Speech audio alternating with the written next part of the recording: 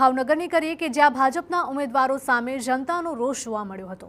પ્રચાર માટે પહોંચેલા ઉમેદવારોને ઘેરીને સવાલોનો મારો ચલાવવામાં આવ્યો।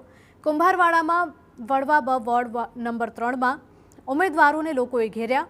5 વર્ષમાં શું વિકાસ કર્યો તેવો સવાલ પૂછ્યો।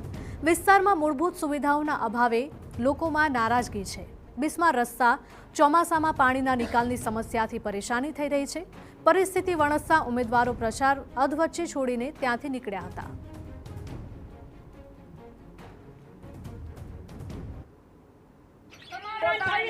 આજથી 3 વર્ષ પહેલા અહીંયા ડ્રેનેજ લાઈન નહોતી, પહેલા તમે રસ્તો લઈને આવી ગયા હતા।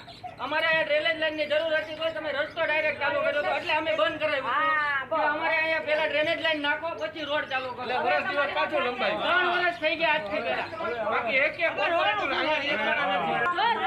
લાઈન રોડનો ધાર ઓલી સાઈડ છે તો ન્યા નો કાઢ્યો અને આ લાઈનમાં ધાર નથી તો આ લાઈનમાં કાઢવાનું કરે છે। હા, કાંઈ વાંધો નહીં, એનું અમે લેખિતમાં લેશું કે આ ખર્ચો કરવા વાળા જે કોઈ પણ છે કામ કરવા વાળા નાનો પાણી નિકાલ કેમ થઈ જાય છે અમે જોશું।